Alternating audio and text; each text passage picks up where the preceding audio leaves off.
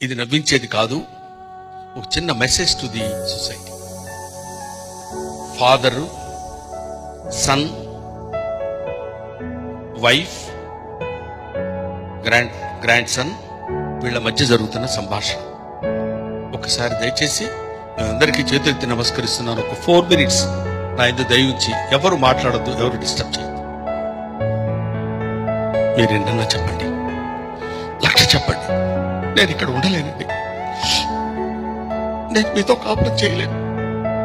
మీ నాన్నగారి పద్ధతి అస్సలు బాగాలేదు. ఎన్ని కష్టపెడుతున్నారు, ఎలాంటి మాట్లాడుతున్నారు, ఎంత బాధ పెడుతున్నారో ఎవరికి చెప్పండి. వద్దు, నేను నా బిడ్డ వాళ్ళ నుంచి వెళ్ళిపోతామండి. నా మాట విని సరోజ, సరోజ ప్లీజ్ సరోజ, పెద్దవాడైపోయాడు, ఏదో చాదస్త కింద మాట్లాడుతున్నాడు. ఆయన అట్లాంటి మాటలు మాట్లాడేవాడు. మిమ్మల్ని ఎవరిని బాధ పెట్టాలని కాదు, మనం అంటే ఎంతో ఇష్టం. మీరు ఎన్నన్నా చెప్పండి, ఎన్నన్నా చెప్పండి, నేను మాత్రం నేను వెళ్ళిపోతాను, నా బిడ్డను తీసుకుని నేను వెళ్ళిపోతాను.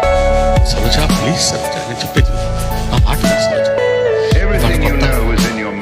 ఇంకా పెడితే ఆయన ప్లీజ్ సరోజ, నీకు బతిలాడి చేతులెత్తి నమస్కారం తెచ్చాను. సరోజ ప్లీజ్, ఆ ముసలాన్ని పంపించేనా, నా చచ్చిపోతున్నాను, వాడు నన్ను చాలా ఇబ్బంది పెడుతున్నాడు నాన్న. రైట్, ఏంటి బాగుతున్నావు, వాడు వీడు అంటున్నాడు. లేదండి, నేను వెళ్ళిపోవాల్సింది, నేను వెళ్ళిపోతాను. వద్దు సరోజ, వద్దు, వెళ్ళిపోతాను, వద్దు సరోజ. అంతా విన్నానమ్మా, మీరేమీ ఇబ్బంది పడక్కర్లేదు, నేనే వెళ్ళిపోతానులే. నాన్న నువ్వు, అవునరా, అంతా విన్నాను నాన్న. నేను ఇవాళ కాకపోతే రేపైనా పోవాల్సిన వాడిని.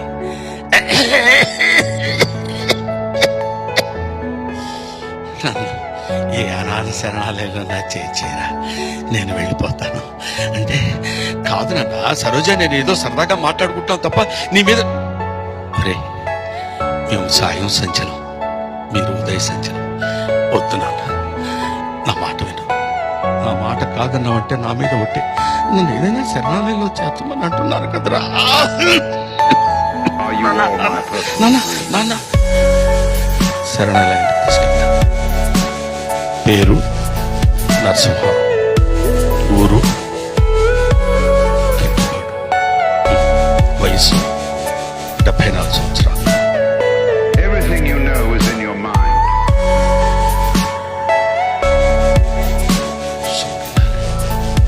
కరెక్ట్గా 30 సంవత్సరాల క్రితం ఇక్కడ ఒక అనాథని మీరు దత్తత తీసుకున్నారు కదా అని అక్కడ ఉన్న క్లర్క్ వాడితో అంటాడు. అన్నప్పుడు అవును, వాడేనైనా వీడు, నేను దత్తత తీసుకున్న వాడేనైనా వీడు. Thank you very much, thanks a lot.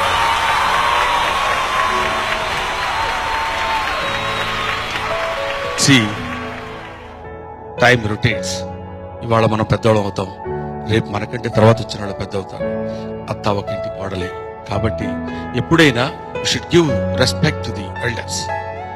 అనాథలకి, అనాథ శరణాలయాలకి తల్లిదండ్రుల్ని పంపించేటువంటి స్థితి, మానసిక స్థితి కానీ శారీరక స్థితి కానీ ఎవ్వరికీ రాకూడదని మనస్ఫూర్తిగా నేను కోరుకుంటూ, నన్ను ఈ స్థితికి నాలాగే ఎంతో మంది కమెడియన్స్ పెద్దవాళ్ళు అవ్వాలని కోరుకుంటారు. అందరికీ అవకాశం నా జీవితంలో నేను మర్చిపోలేని విషయం ఏంటంటే, ఇన్ని సంవత్సరాలు మీరు ఎలా చేయగలిగారండి అని నన్ను అడిగినప్పుడు, సర్కస్ లైట్ ఉంటుంది, కొన్ని లక్షల మంది ఉంటారు. సర్కస్ స్టార్ట్ చేసి లైట్ అలా కొంతమంది మీద లైట్ పడుతుంది. ఆ లైట్ పడ్డప్పుడు వాడు చాలా మళ్ళీ లైట్ వెంటనే పోతుంది, బోర్డు మీద ఇట్లా అందరి మీదకి లైట్లు వస్తాయి.